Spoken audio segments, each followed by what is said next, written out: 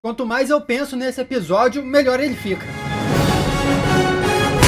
Olá, como vai? Tudo bem? Eu sou o Miguel Loquia e saiu o 5º episódio da segunda temporada de What If. Esse é o meu vídeo de análise e nota sobre ele, que se chama E se a Capitã Carter lutasse contra o Esmagador Hydra? Esse nome pode ficar um pouco confuso em português, né? Porque Esmagador Hydra quer dizer que a Hydra fez um esmagador? Não, é um robô que fizeram para esmagar a Hydra. É o esmagador de Hydra. Primeiro episódio que é uma continuação direta de um da temporada passada.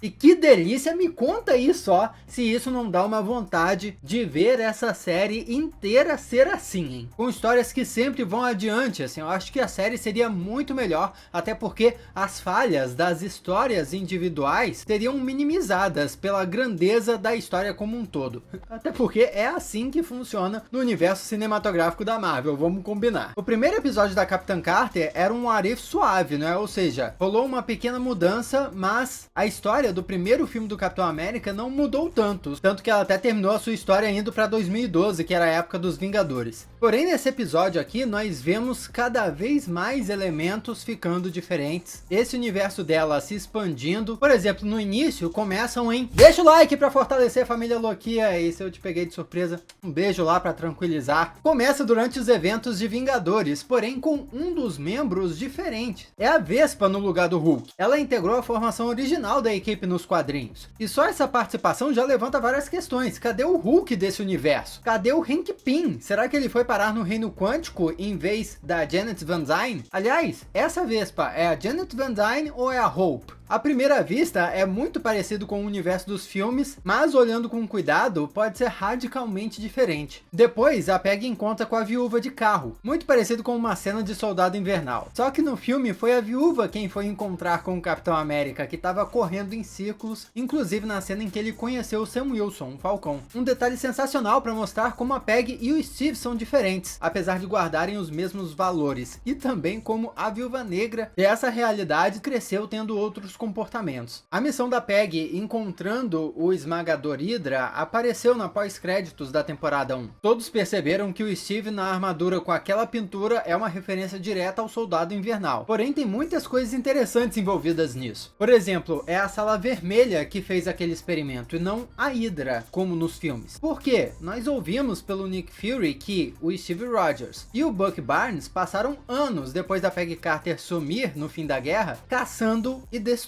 a Hydra. Ou seja, a Hydra nesse universo já era, de verdade. E foi a Sala Vermelha que assumiu esse lugar de poder maligno no mundo. Sobre esse navio que elas invadem lá no filme do Soldado Invernal, o Fury tinha mandado um time lá, depois dele próprio ter contratado na encolha um time de piratas para invadir um navio da própria SHIELD, porque ele queria que a Viúva Negra entrasse na encolha em uma missão e roubasse arquivos secretos da SHIELD sem que ninguém percebesse. Por quê? A SHIELD tinha sido infiltrada pela Hydra, e o Nick Fury já desconfiava disso. Nesse universo não existe essa possibilidade, a Hydra de fato já era. O que estava acontecendo no navio era a Sala Vermelha indo atrás do Esmagador Hydra. A Viúva Negra inclusive fez referência ao filme do Robocop para Peggy, o que me lembrou imediatamente ao Steve Rogers no filme, que tinha uma lista das coisas nas quais ele teria que se atualizar do século 21. Lembro até que fizeram uma versão para o Brasil dessa lista, uma versão para diferentes países assim. E o Barnes é um secretário da SHIELD, será um secretário de defesa? Posto esse que já foi ocupado pelo antigo general Ross nos filmes. É incrível ver isso, e ele é um escudo de fato de proteção, mais uma garantia de que a Hydra não tem a menor chance de tomar a SHIELD. E inclusive ele também menciona numa fala que não deixaria o país entrar numa guerra civil porque ele não fez a coisa certa. Uma clara alusão ao Steve Rogers fazendo a coisa certa para proteger o Soldado Invernal lá no filme da Guerra Civil, demonstrando que nesse universo, dependendo do Bucky, o Tratado de Sokovia nunca passaria. Pô, eu não sei de vocês, mas parece que esse é o universo onde tudo dá certo, né? E Buck também mencionou que ele tomou cerveja com um alienígena. Que alienígena é esse? Será que é o Thor? Ele também menciona que o que está dando energia ao Esmagador Hydra, que originalmente era o Tesseract, agora deve ser uma invenção do Howard depois da Segunda Guerra. Uma mistura de plutônio e pomada. Isso pode parecer confuso, mas eu logo pensei naquelas latas de pomada antigas que estão redondas. Então, peraí, um material radioativo redondo seria um reator arc arcaico? Howard pode simplesmente ter construído um reator arc antes do Tony Stark nesse universo. É linda a porrada entre a Peggy e o Esmagador Hydra, e curioso como é uma nova dinâmica entre uma mulher e um cara grandão, espelhando a relação da Viúva com o Hulk nos filmes dos Vingadores. Viúva que inclusive leva a Peggy para uma ilha abandonada para cuidar do Esmagador Hydra, onde o deixam em cima de uma mesa, ficando muito parecido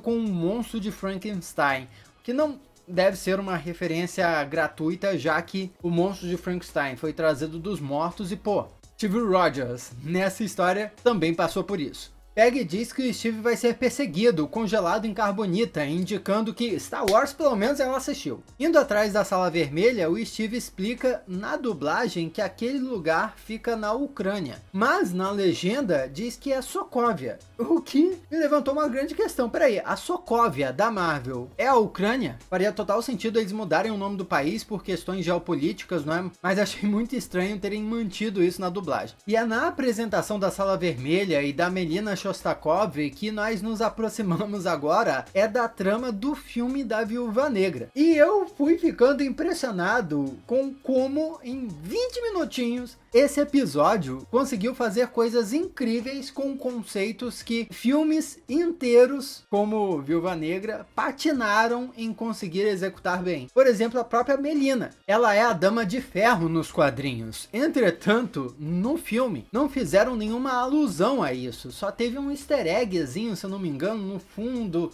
da casa dela, uma máscara. Já aqui no episódio honraram essa alcunha. Transformaram a mulher numa grande vilã. Só pra deixar claro, eu até gosto do filme da Viúva Negra, sabe? Mas eu acho que os personagens lá são o ponto alto, que sofreram por não serem tão bem aproveitados. Mais ou menos nessa altura que eu fiquei esperando também a aparição do Guardião Vermelho. Mas me dei conta que não haveria um, já que nesse universo nunca houve um Capitão América para eles se equipararem. E na verdade, a resposta da Sala Vermelha à Capitã Carter já são as próprias Viúvas Negras. E eis que tomamos mais tapa na cara, mais chute no ovo, porque mais cena de ação linda, mas linda demais. A hora que a Peggy toma uma porrada e corta pra Viúva Negra, uma edição maravilhosa, meu Deus. E as viúvas batendo na Nath, com a Melina corrigindo elas como se fosse uma aula, sabe, uma lição. Que incrível, sabe, que momento. Eu quero reassistir muito esse episódio. E por fim, a Peggy desconecta emocionalmente o Steve por tempo suficiente para ele se convencer a destruir a Sala Vermelha. Que final melhor ou não é do que Viúva Negra, hein? E termina numa nota positiva, já que a Peggy acredita que Steve ainda está vivo em algum lugar e está indo atrás dele, indicando possíveis planos até da história dessa personagem nesse universo continuar. Porém, eis que temos a reviravolta desse finalzinho. Até o Vigia é surpreendido por uma fenda vermelha que aparece e suga a Peggy Carter. Se o Vigia sabe de tudo, o que isso significa? Que a Feiticeira Escarlate, com o poder dela, está alterando a ordem natural do tempo e espaço? Será que eles mexendo com o multiverso assim vão criar o caos, gerar incursões? Essa magia da Feiticeira Escarlate aí, ela quebra algumas regras estabelecidas por filmes, como por exemplo o Multiverso da Loucura, que explicou que era impossível atravessar de um universo para o outro. Essa Feiticeira Escarlate simplesmente rasgou o tecido entre universos. Como é magia, isso pode ser explicado simplesmente como um novo poder. E pelos trajes, o Nick Fury e essa feiticeira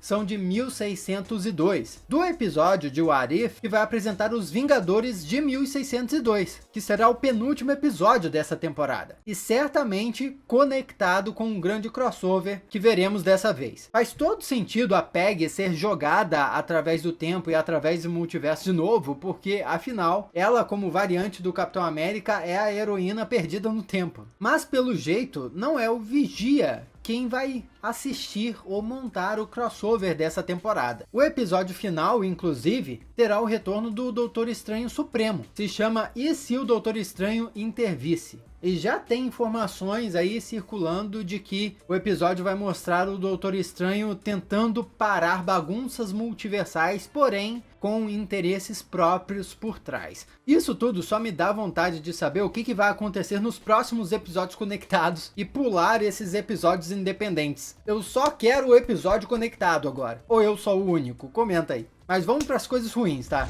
Novamente é o What If. A coisa que mais prejudica é a falta de tempo. O episódio acaba sendo muito acelerado e eu pelo menos senti muito isso no final ali. No sacrifício do Steve, que logo pula pra Peggy saindo pra ir buscar ele. Então peraí, existe uma chance dele estar vivo? Foi muito rápida essa transição e de repente ela já é sugada por um portal. Tudo acontece muito, mas muito rápido, nem dá pra sentir o que acabou de acontecer. Então eu acho que infelizmente isso prejudica bastante o episódio. Coisa aí talvez de 5 minutinhos a mais, ou até menos, 3 minutinhos a mais, daria uma sensação mais satisfatória nesse finalzinho, porque o que executaram no episódio como um todo foi incrível. Vamos para as notas.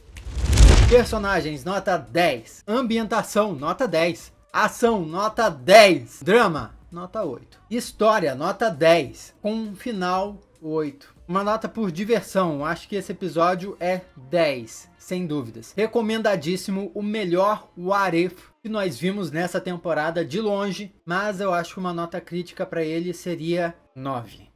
Ainda estou um pouco em dúvida, mas por causa do final. Comenta aí o que você acha.